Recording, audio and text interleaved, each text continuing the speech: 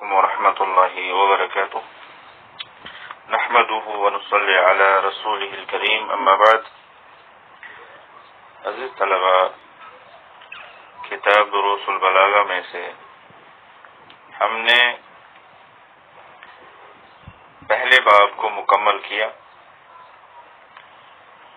اور اس باب کو ہم نے علم المعانی کے تحت بہت پہلے پڑھنا شروع کیا تھا، اور آپ کو یاد ہوگا اور آپ مراجعہ کرتے ہوں گے، اور مہربانی کر کے آپ ضرور کتاب کا مراجعہ کیا کریں،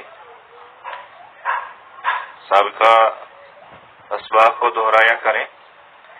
آج ہم اسی علم المعانی کا دوسرا باب پڑھیں گے، دوسرے باب کو پڑھنا شروع کریں گے.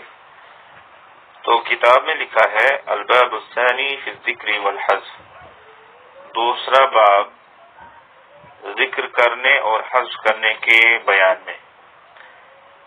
کسی چیز کو کب ذکر کرنا ہے، کب حذف کرنا ہے کلام میں، اس کا بیان، یا کسی کلمے کو کب جملے میں ذکر کیا جائے گا، بیان کیا جائے گا، اور کب اس کو حذف کیا جائے گا، اس کا بیان. اور ذکر کرنے کے مواقع کیا ہیں، حذف کرنے کے مواقع کیا ہیں، یا اسی طرح سے مناسبات، ہم کہیں گے کہ کلمے کو کس مناسبت سے ذکر کیا جاتا ہے یا کس مناسبت سے اس کو ذکر نہیں کیا جاتا ہے بلکہ حذف کر دیا جاتا ہے. تو صاحب کتاب نے لکھا ہے اذا اريد افادۃ السامع حکما، جب سامع کو کسی حکم کا فائدہ دینے کا ارادہ کیا جائے، فأي لفظ يدل على معنى فيه، تو جو بھی لفظ اس میں جو معنی اس پر دلالت کرے، فالاصل ذکرہ، تو اصل اور قاعدہ یہی ہے کہ اس کو ذکر کیا جائے. جو لفظ سامع کو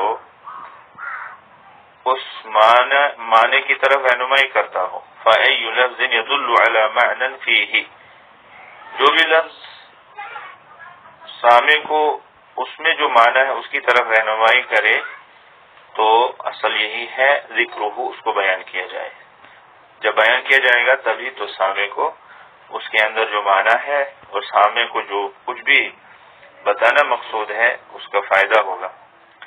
وَأَيُّ لَفْظٍ عُلِمَ مِنَ الْكَلَامِ، اور جو بھی لفظ کلام سے معلوم ہو، یعنی کلام سے پتہ چل رہا ہو کہ کہنے والا متکلم یہ کہنا چاہتا ہے، لِلدَّلَالَةِ بَاقِيهِ عَلَيْهِ، کہ باقی کلام سے اس پر دلالت ہو جاتی ہے، فَالْأَصْلُ حَذْفُهُ، تو اس میں اصل یہ ہے کہ اس کو حذف کر دیا جائے. یعنی کلام میں اتنی ہی چیزیں شامل کی جائیں جتنے کی ضرورت ہے، جتنی چیزوں کی ضرورت محسوس ہو. فضول کلمات اور فضول الفاظ سے انسان کو پرہیز کرنا چاہیے، الا کہیں پر بیان کے لیے، وضاحت کے لیے، یا کچھ اور چیزیں جو آگے ہم پڑھیں گے ان کی ضرورت پڑ سکتی ہے، پھر الفاظ کا اضافہ کرنا وہاں پر درست ہوگا. وَإِذَا تَعَارَضَ هَذَانِ الْأَصْلَانِ، جب یہ دو اصل، یہ دو قاعدے یا دو جو اصلیں یہاں پر بیان کی گئی ہیں، جب ان کے درمیان تعارض پیدا ہو، ٹکراؤ پیدا ہو، فَلَا يُعْدَلُ عَنْ مُقْتَضَى أَحَدِهِمَا إِلَى مُقْتَضَى الْآخَرِ، تو ایک کے تقاضے سے اعراض نہیں کیا جائے گا دوسرے کے تقاضے کی طرف. ایک کا تقاضا جو ہے اس کو نہیں چھوڑا جائے گا اور دوسرے کے تقاضے کی طرف رخ کیا جائے گا، ایسا نہیں ہوگا، بلکہ پہلے کا جو تقاضا ہے وہ پورا کیا جائے گا اور پھر دوسرے کے تقاضے کو دیکھا جائے گا. لیکن کبھی ایسا بھی ہو سکتا ہے کہ ایک کے تقاضے کو چھوڑ دیا جائے اور دوسرے کے تقاضے کی کو اختیار کیا جائے، تو اس کے لیے کہا گیا الا لداع، مگر کسی سبب کی وجہ سے. یہ داع سے مراد سبب ہے. اب وہ اسباب کیا ہیں، وہ سبب کیا ہے، اس کی تفصیل آگے آ رہی ہے. کہتے ہیں فمن دواع الذکر، کسی کلمے کو اگر ضرورت نہیں ہے اس کو ذکر کرنے کی اصل کے مطابق، لیکن اب یہاں پر سبب کی وجہ سے اس کو ذکر کیا جا رہا ہے، تو وہ سبب کیا ہے؟ کلمے کو ذکر کرنے کے اسباب یا اس لفظ کو ذکر کرنے کے اسباب کیا کیا ہیں؟ پہلا سبب ہے زیادت التقریر والایضاح، سامع کے ذہن میں بات کو اچھی طرح سے بٹھانا، زیادتی کے ساتھ بٹھانا، سامع کے ذہن میں بات کو بٹھانے کے لیے اس میں جو ہے زیادتی پیدا ہو، اچھی طرح سے اس کے ذہن میں بات بیٹھ جائے، والایضاح اور وضاحت کے لیے، وضاحت میں اور تقریر میں زیادتی کے لیے، یہ ایک سبب ہے۔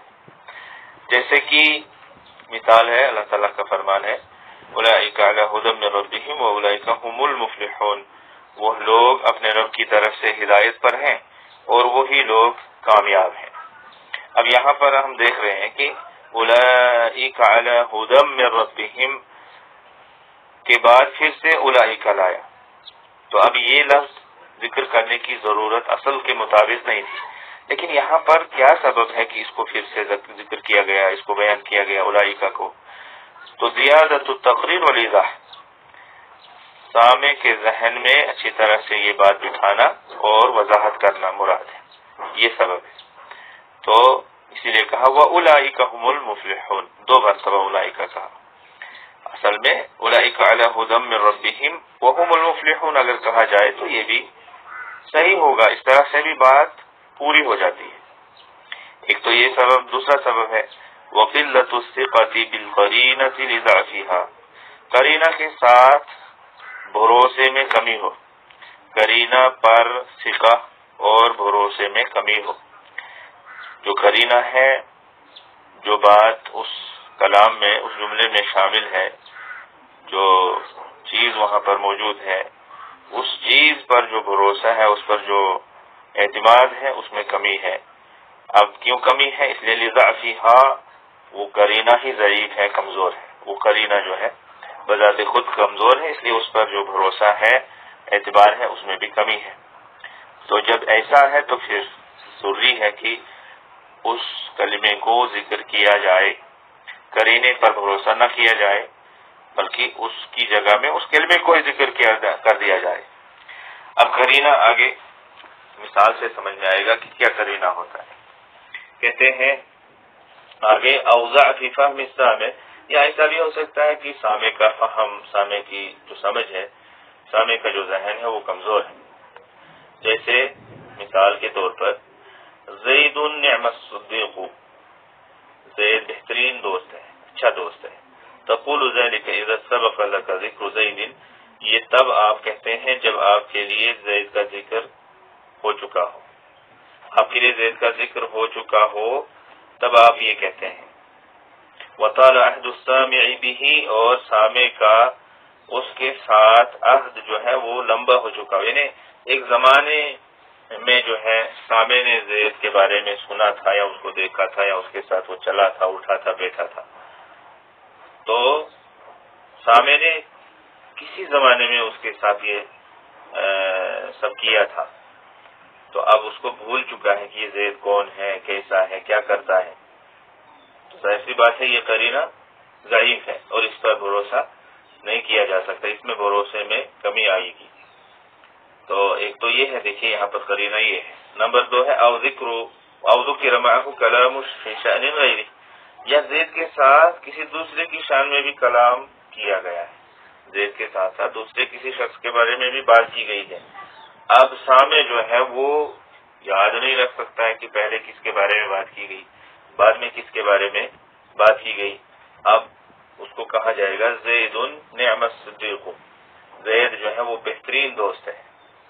تو ٹھیک ہے، اس طرح سے دیکھ لیا ہم نے اور سمجھ لیا ہم نے کہ قرینہ کس طرح سے کیا ہوتا ہے اور کس طرح سے وہ کمزور ہوتا ہے، اور پھر اس میں جو ثقہ ہے یا اس پہ جو بھروسہ ہے وہ کمزور پڑ جاتا ہے، کم ہو جاتا ہے۔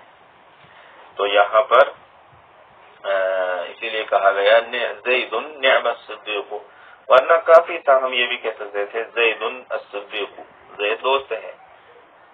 تو اگر قرینہ کمزور نہ ہوتا تو ہم یہ کہہ سکتے تھے، لیکن قرینہ جب کمزور ہے تو اس لیے ہم نے کہنا پڑا زید نعم الصدیق، زید بہترین دوست ہے۔ تاکہ سامع کو اچھی طرح سے پتہ چلے کہ یہ جو بات کہی گئی ہے زید کے بارے میں کہی گئی. یہیں پر رکتے ہیں. باقی جو اسباب ہیں، دوائی ہیں، ان کو ہم اگلے درس میں پڑھیں گے انشاءاللہ تعالی. اللہ رب العالمین ہمیں ہر نیک اور بھلائی کی توفیق عطا فرمائے، ہر نیکی اور بھلائی کی توفیق عطا فرمائے. والسلام علیکم ورحمۃ اللہ وبرکاتہ. وعلیکم السلام ورحمۃ اللہ.